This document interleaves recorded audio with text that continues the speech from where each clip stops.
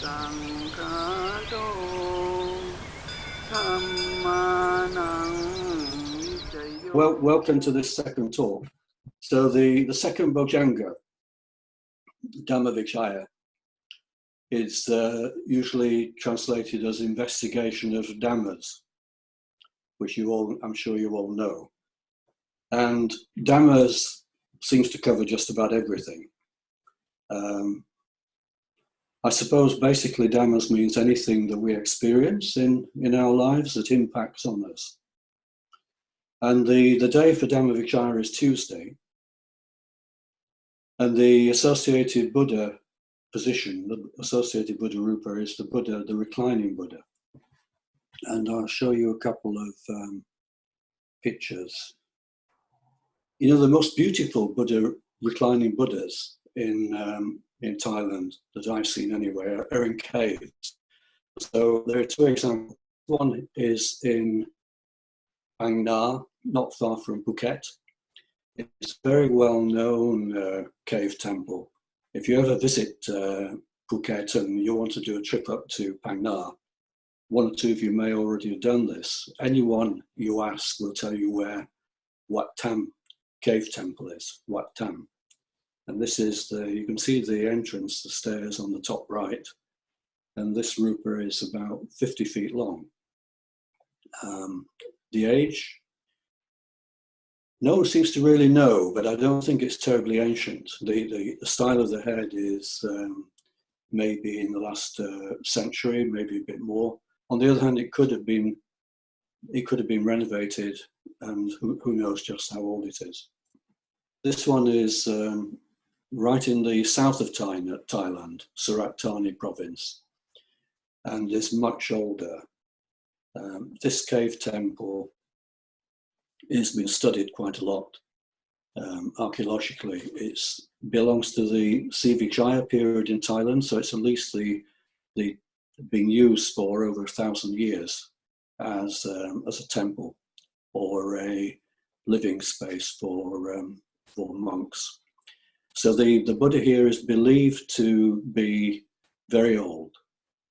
Some say originally more than 1,000 years old, but there's undoubtedly, there always is in these kind of large constructed images, a lot of renovation, because inside this there's a whole structure of bricks and things holding it together and plaster.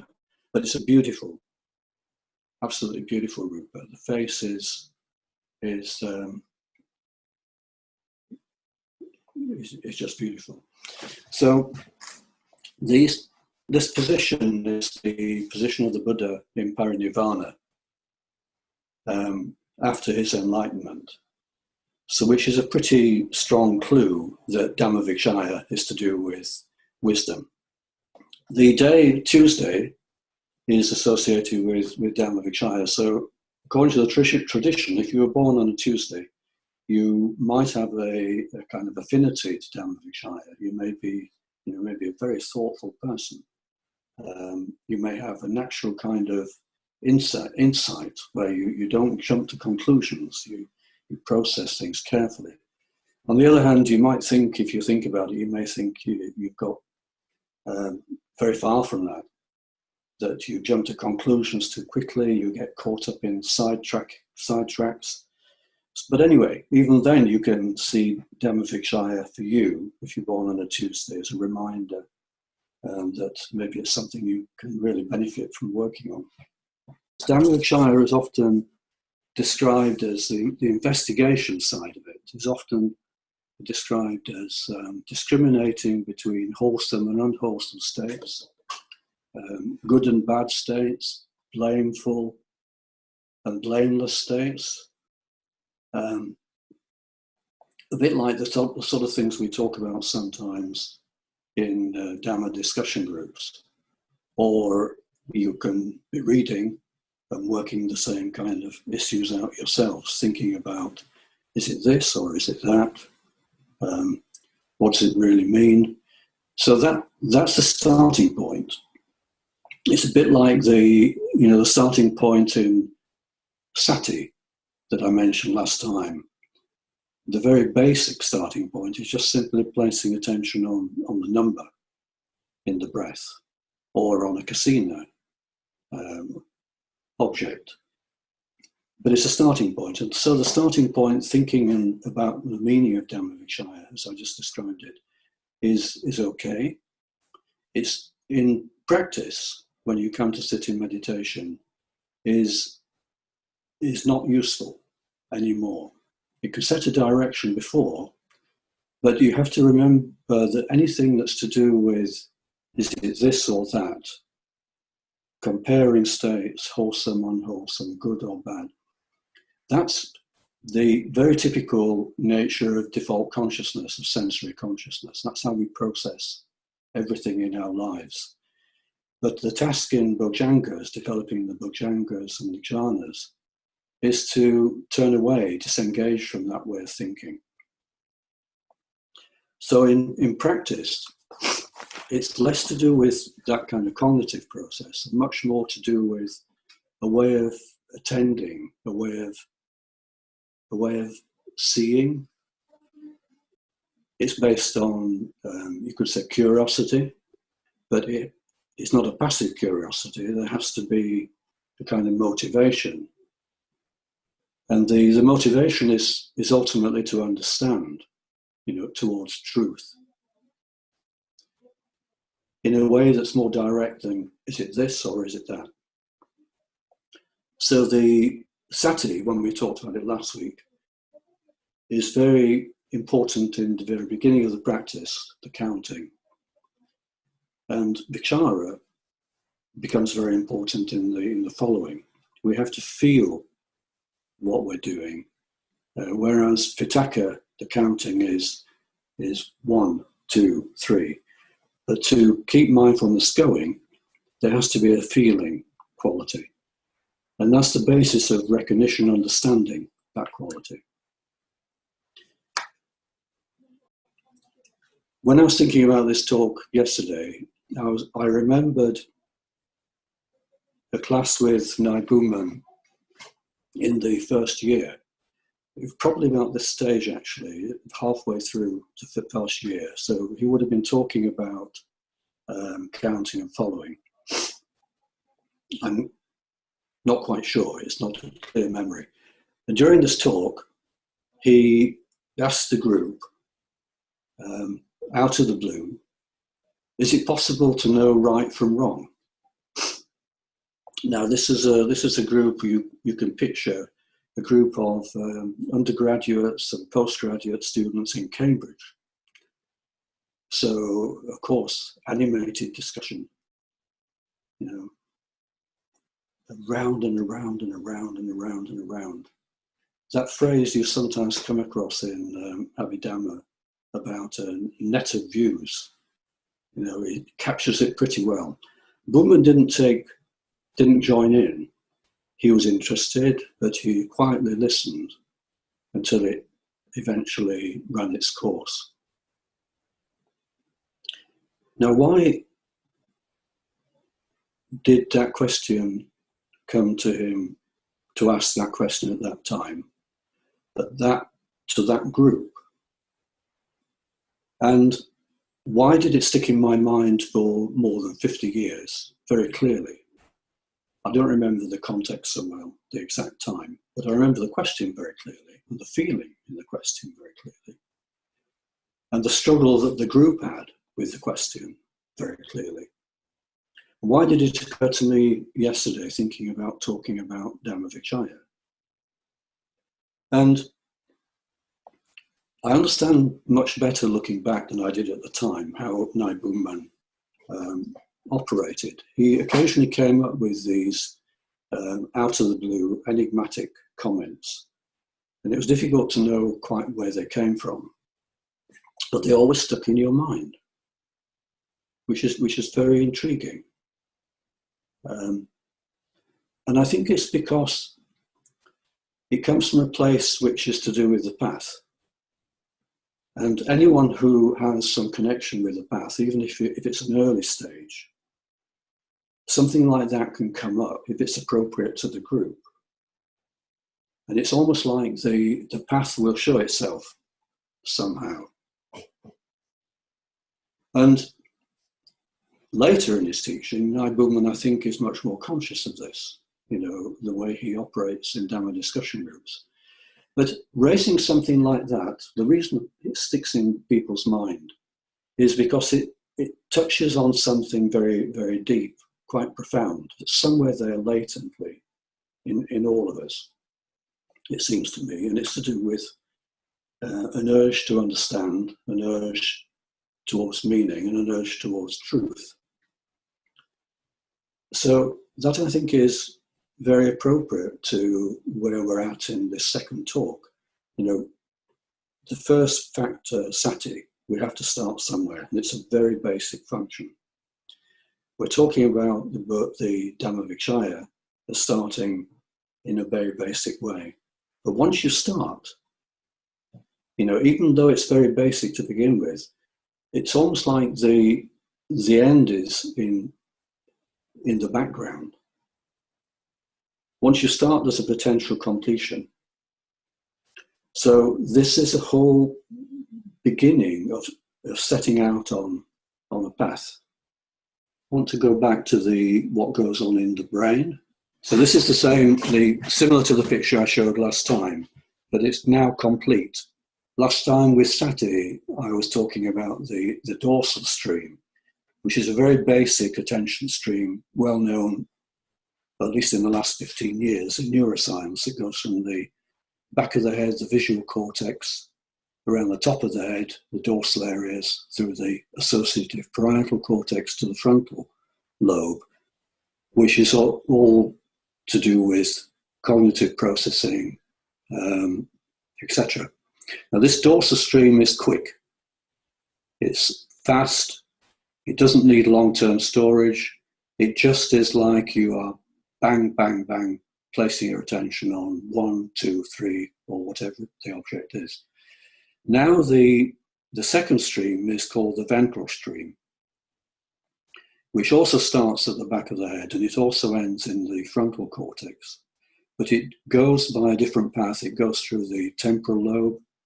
It goes through, it's got a lot of connection to the core regions of the brain.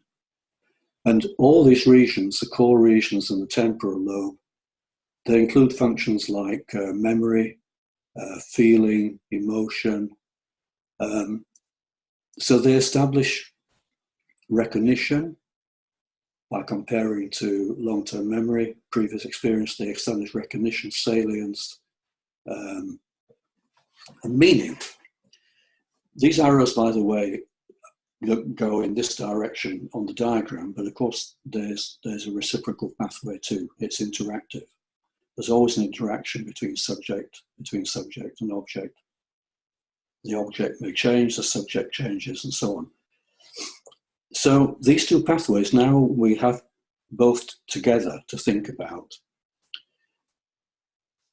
The comparison or the association is to the two functions of jnana vitaka for the dorsal stream, and vichara, where we establish meaning and salience, to the ventral stream. In terms of the Bojjhaṅgās, the dorsal stream corresponds very well to sati, and the ventral stream to meaning, Dhamma Vicaya. What is extraordinary to me, when I started this brain study, looking at the activity in the brain, no idea, nothing to compare it to, because no one had ever studied jhana meditation before. And to find that, two things we're familiar with in Buddhism, the description of jhana, vitaka, vichara, a tradition that goes back 2,500 years. And then to see how in neuroscience they correspond to two streams, attention streams, in neuroscience that have been known for probably about 15 years.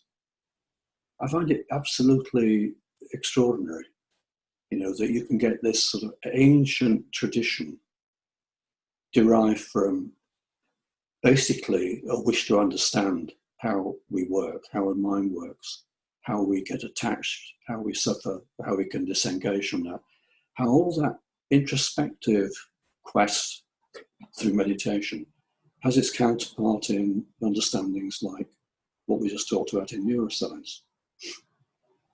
Now, those two streams in neuroscience, you could say that they're like the backbone of sensory consciousness. All of our sensory consciousness of paying attention to some input, whether it's from seeing or hearing or touching, involves a subject thinking about an idea or an object. And those networks are active all the time in everyday life, in the background. And the characteristic of that kind of network, every network in the brain has a time scale. And for that sensory consciousness network, it has a time scale which is quite quick, basically around about 100 milliseconds, which is the time it takes for us to process an input, something we see or something happens, to process it partly unconsciously, very quickly, eventually to then act on it. It's like the reaction time. 100 milliseconds is the typical reaction time for all of us. So it's also, you could think, of almost like a minimum duration of a thought. Not a very sophisticated thought, because it's just reactive. You need a series of thought moments like that to be able to process and understand something. But that time scale factor, 100 milliseconds, is the signature of that form of consciousness. And you see it in the correspondence to 100 milliseconds is 10 cycles a second in frequency, 10 hertz. And that's called the alpha rhythm.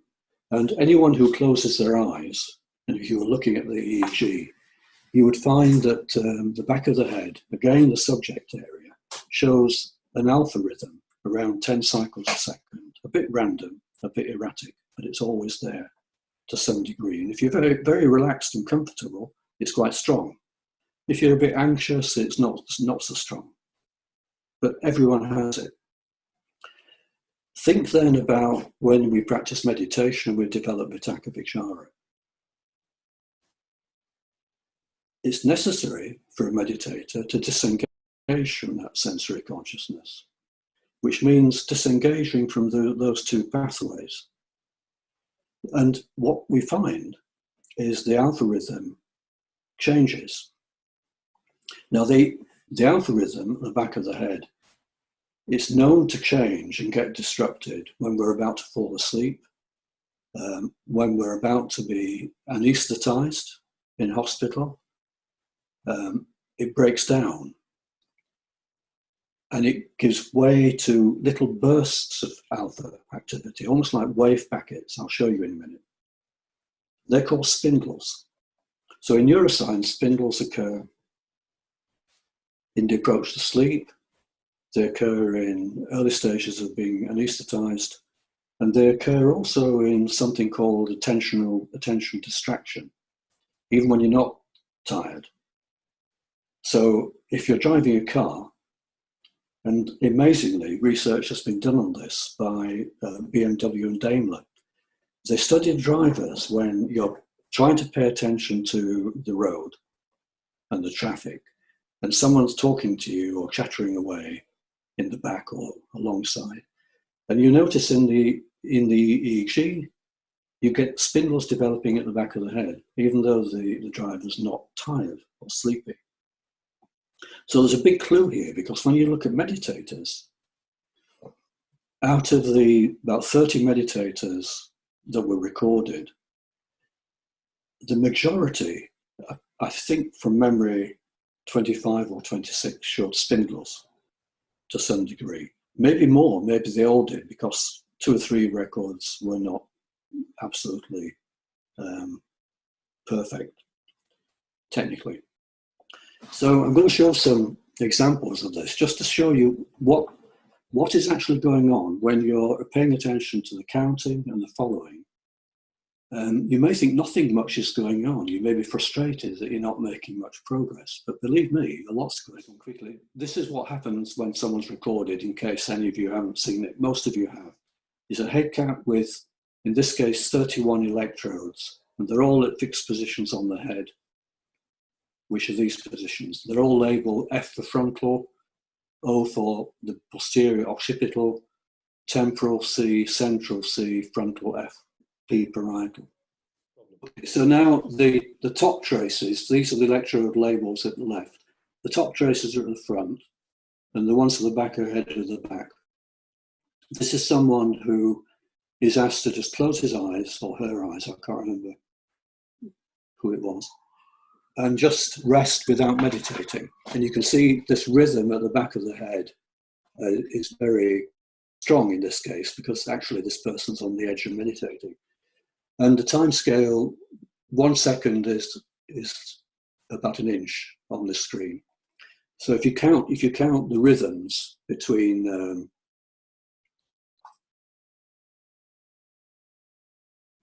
1 second interval, you find they're about 10. It's 10 hertz. This is the alpha rhythm, and it's more or less always there to some degree. It's a bit erratic, but you can see this. You can see the beginning of this person. There are periods of silence where there's nothing much going on, and maybe he's thinking, and then it comes back, and there's the beginnings of spindles. But this is fairly normal, eyes closed. Someone who is developing their meditation quite well would be an example like this, where you can see these little bursts are more clearly defined now.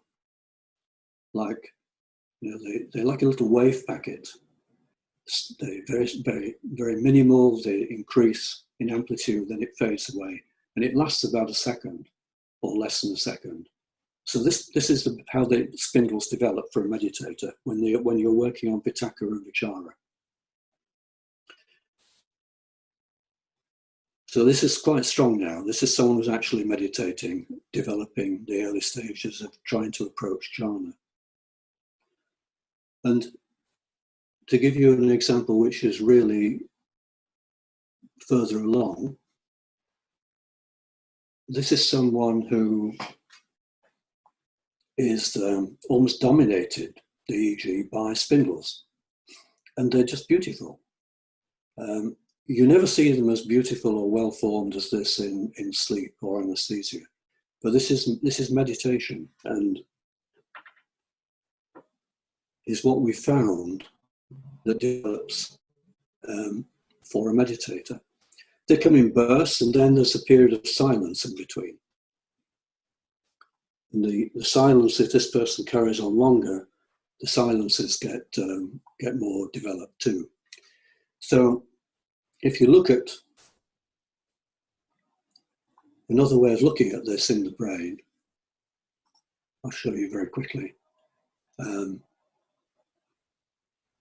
We take a time section, this yellow bar, and we work out what the actual activity is across the head. Each of these is a plot of the head from the top. On the left, the delta is very slow waves, theta is sort of intermediate. This is the alpha rhythm at the back of the head. So you can see that's the dominant rhythm. Beta is a normal thinking rhythm, a bit faster than alpha. Everything else has gone more or less, in comparison, quiet. Yellow is the most intense, then red, black is sort of neutral, and then it becomes very weak. So it's not just that the alpha rhythm is very strong at the back of the head for a meditator. All the front of the head, the cognitive functioning, has become damped down to the point where there's hardly any thinking. This is what goes on when someone is developing Vitakka and Vichara. So one of the real benefits of showing someone, a meditator, that this is happening, for some people it's a kind of revelation, that it isn't all hard work and no apparent changes, making really, really very clear, very strong changes in the brain. So I think time to do a bit of practice. Okay, so we're going to do some practice for about 15, 20 minutes, and I'll sound the bell at the beginning and the end. And I'm not going to give detailed instructions, just do your own practice. But one thing to think about, Vitakka and Vichara, what I was saying about being a starting point. Vitakka and Vichara take you to the very threshold of jhana, which means they take you to the very threshold of letting go of sensual consciousness. It's no longer at some point an effort to resist thinking. It becomes more content where you are, less urge to do anything. And again, it reminds me of another Buddhist connection. I mentioned just the one about the can you tell right from wrong. Sometimes you ask your meditation group, you might ask your meditation group, and I'm raising it here, I'm asking you now, what is the reason you're doing meditation? You know, why are you doing meditation? And again, like the group in Cambridge, when you're not terribly experienced, that can go anywhere. There's no end to the reasons that you can concoct why you're doing this. I want to be happy, I want to be more peaceful, I want psychic power, whatever. But when you're more experienced, if I ask you this now, on the basis of having established a certain amount of Vitakka and Vichara, a certain amount of sati with Dhamma Vicaya, where are you going? What is it you want? Why are you practicing meditation? And sometimes it stops you dead. There's no answer through the kind of cognitive processing. They miss the point. So at this point, when you're on the threshold of connecting or disengaging towards jhana, and in the practice we do, you know, if you let go and don't try to control things too much, but there's this deep, deep question somewhere towards meaning and truth. You don't have to worry too much about which jhana or stages. Let it deepen, deepen, deepen. So each time we practice, like last week and now this week, in a way, we're building something around the Bojjhaṅgās and jhana, where no matter whether it starts at the beginning, there's already a completion in potential. Have a comfortable seat, and sound the bell. The first strike of the bell hits you, breaks your stream of consciousness, and that's Vitakka. As you hear the bell reverberating, as long as my microphone doesn't shut it down, if you hear the reverberation and you just allow it to continue and then fade out and just stay with it, then that's Vichara, or it gives you a feeling of Vitakka and Vichara. And I'll sound the bell at the end.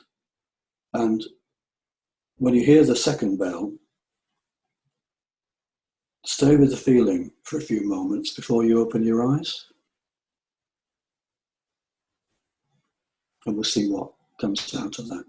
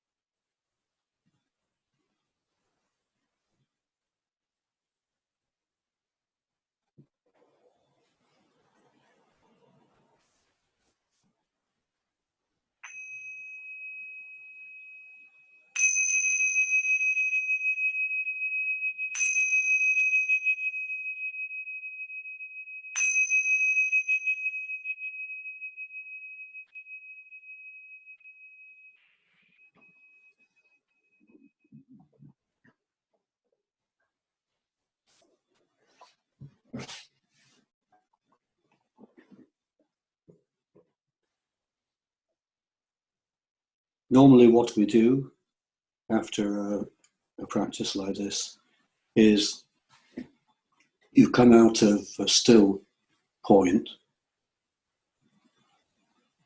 and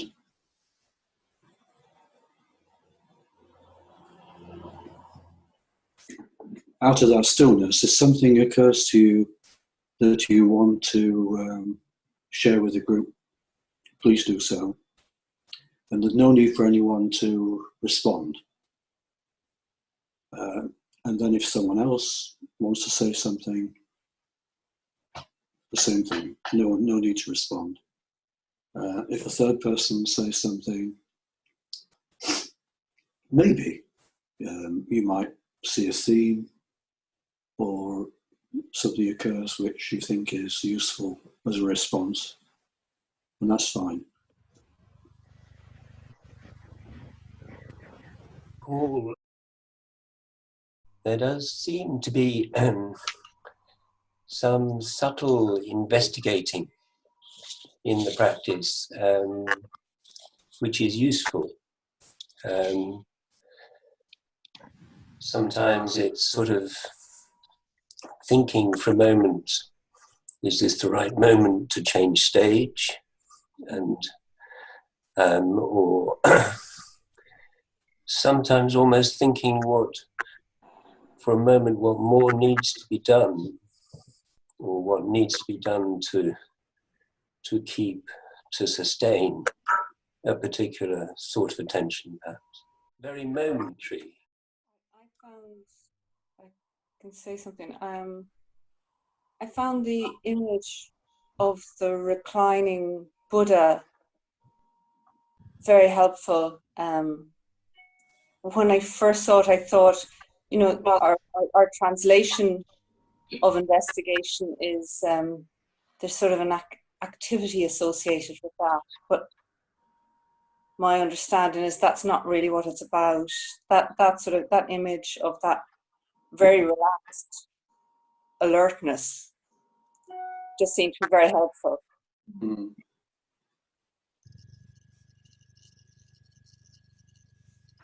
It was kind of watching without thinking experience. The senses were conscious and aware, but there was no association of thinking.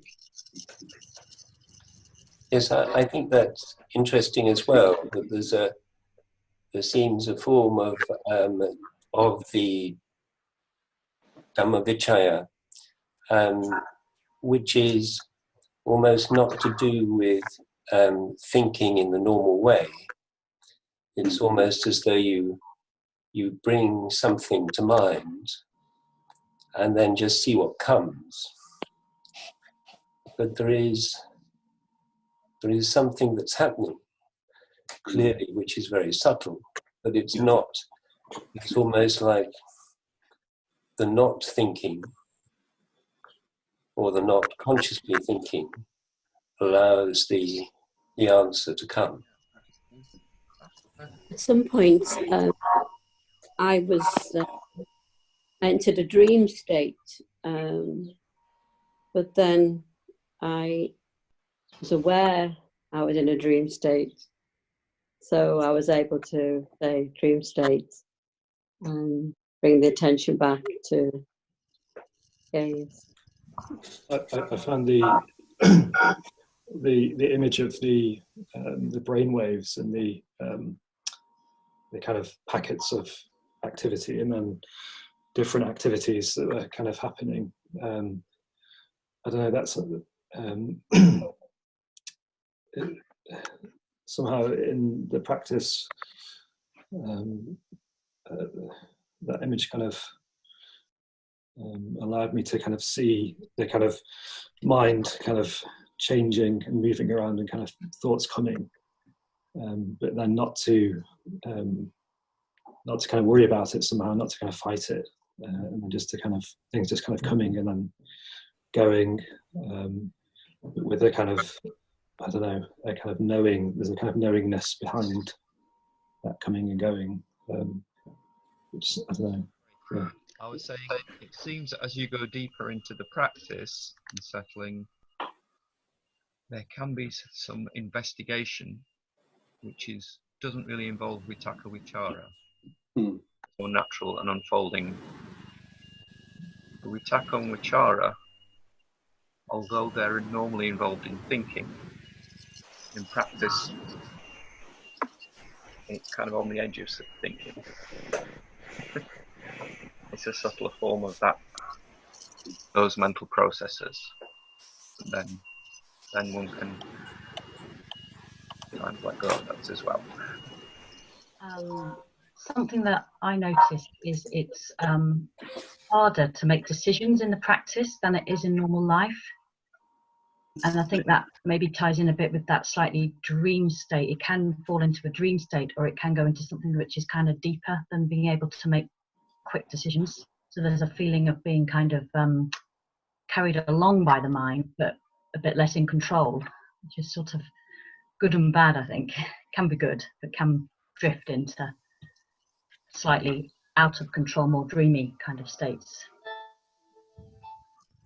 And you were going to say something. Yes.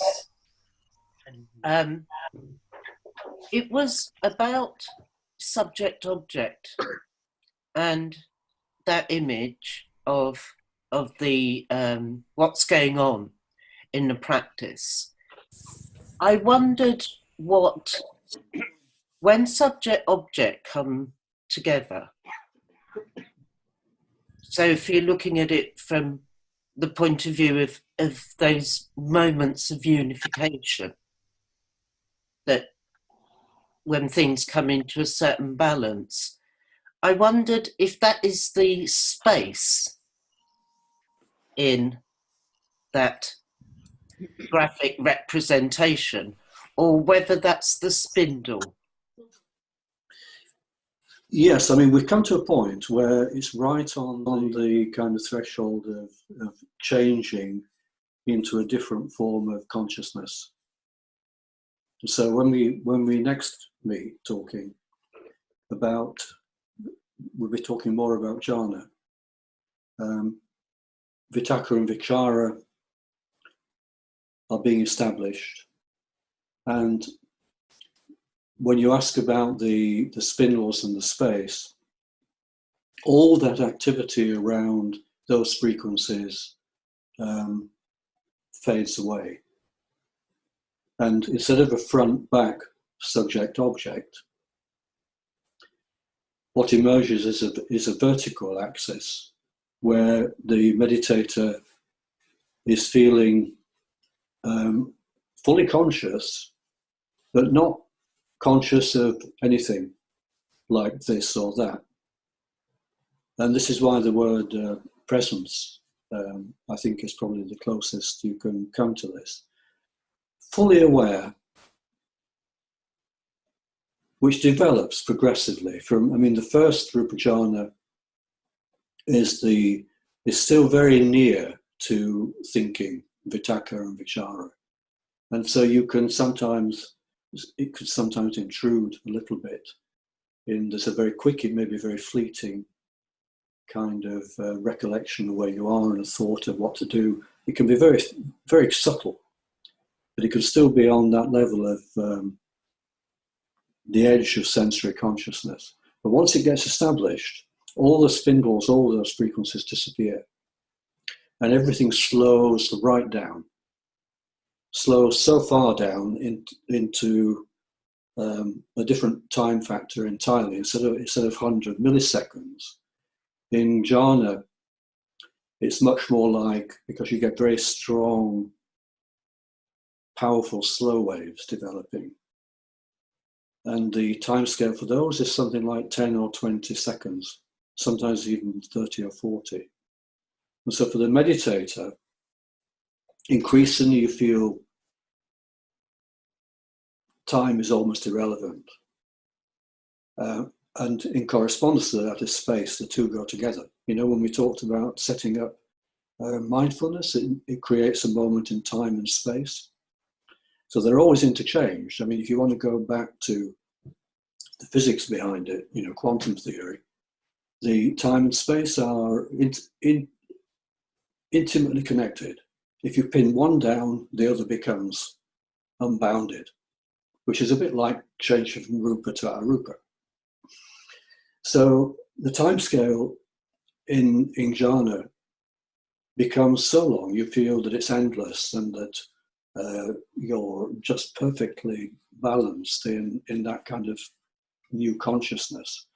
The interesting thing is, the theme of what you're talking about, several of you talking about, is this awareness that there can be a subtle kind of Dhamma Vicaya. There can be a subtle kind of knowing. And it's a knowing which you get more and more familiar with. It takes a little, it's necessary to get familiar with it by doing it. As Naibrahman would say, get used to with it. Not get used to it, just get used to with it, doing it. And then you know what the difference is. So it's a different kind of perception of knowing. Ultimately, what we're talking about are moments where everything can become very unified and still and absorbed.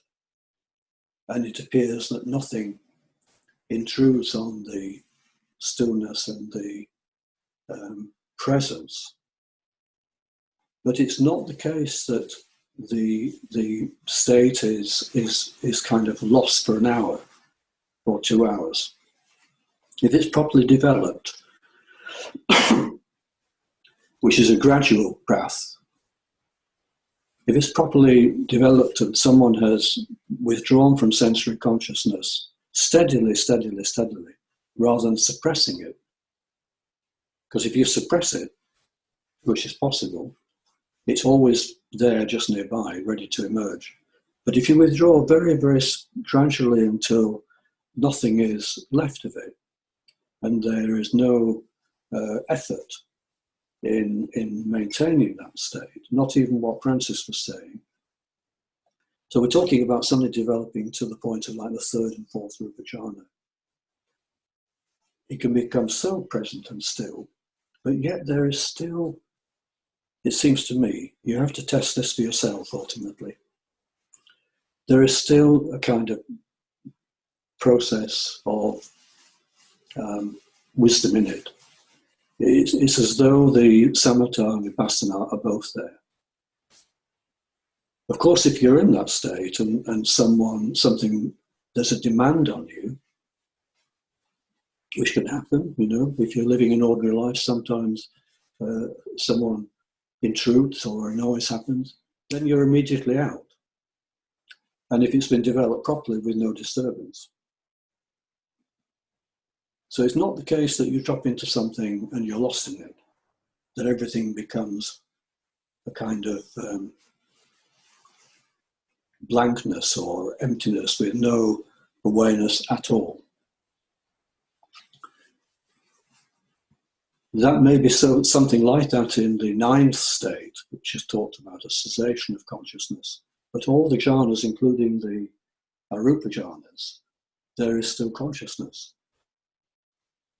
The getting used to with it is a really lovely phrase that Naibrahman uses. I'm not sure he really consciously is aware, but it's one of those instinctive things, the way he talks about things. You get used to with something while you're in it, and there's no separation from it. So increasingly as you approach jhana, you're getting used to being with something without interfering with it.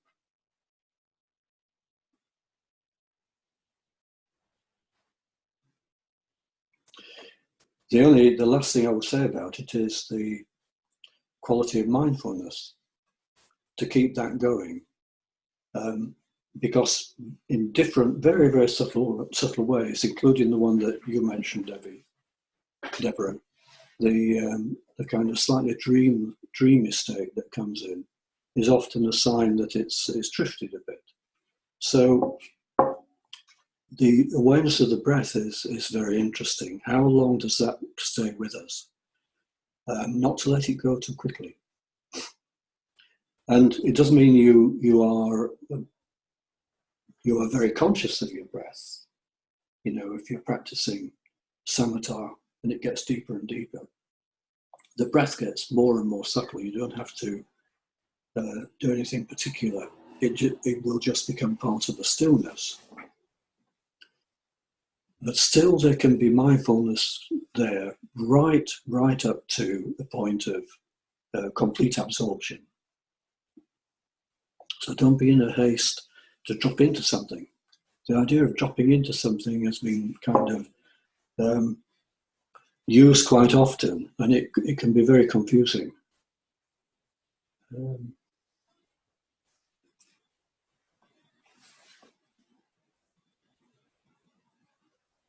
Francis? Paul, I wasn't quite sure if I heard, but did you say that the mindfulness can be present right up to the point of deep absorption? It's actually there in absorption.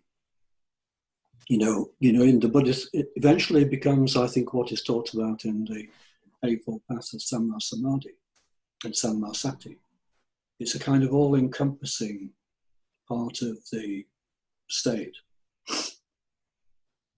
The present, if you think of the third Rupa jhana, for example, it's often described in the commentaries that the meditator, for the first time, knows that they are fully conscious, that nothing is left out. And so the mindfulness at that point, you can get a sense, even describe it in that way. The mindfulness is almost all-encompassing. And then, but that's still not necessarily fully developed to the point of Samma Sati. But yeah, mindfulness is part of the being conscious.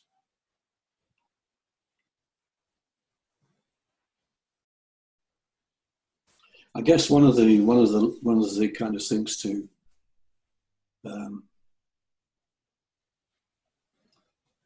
note from this, particularly from the, in what goes on in your own meditation and then in the brain, is it really makes the point that the establishing Vitakka and Vichara is something not to be rushed, is so fundamental.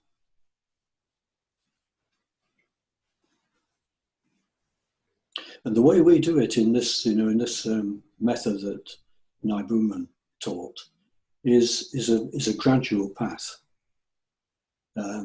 very patient, gradual path through counting, following, touching, settling, which is equivalent. It's equivalent in the Anapanasati Sutta to mindfulness of body, feelings, mind, and mind objects, dhammas. So it's a very slow, gradual process. It is possible to rush it. It is possible to suppress the hindrances. But that's not really what we're doing.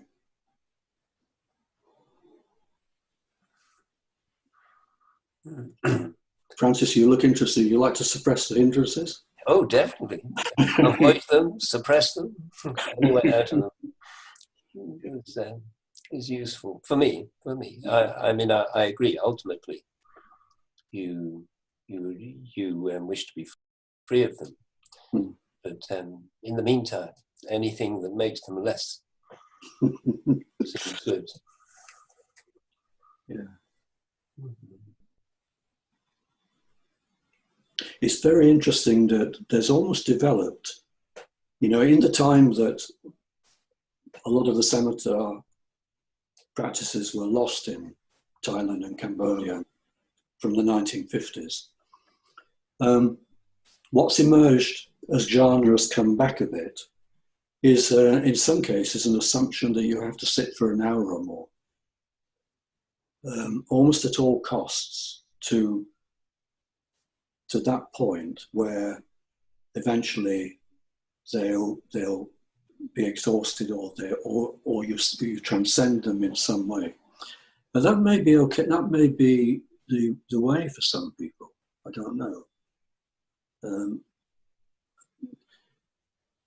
What I think can happen, though, is that if you do suppress them, and you come to the point where Vitakka and Vichara are established, and you have kind of suppressed the hindrances, you come right up to the point of ready for jhana, the threshold of jhana, and may experience the first rupa jhana.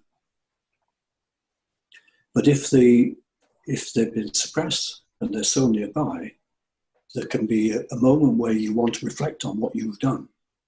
And you at that point, either you can come back into sensory consciousness, reflect on it and go back in, but actually it's also a risk that you, at that point, you're very close to a deep, dreamless sleep. And it's possible to come out of the first rupa jhana and drop into Vibhanga and mistake it for jhana.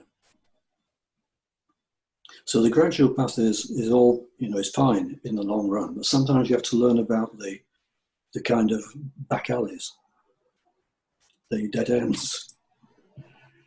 And they're not really dead ends. I think it's all to do with getting familiar with, what all the possibilities are. So, is that enough for today? What is it, 11:30? I think it probably is. And we'll talk a bit more about the next two factors, virya and piti. Maybe talk about them together, actually. Virya and piti.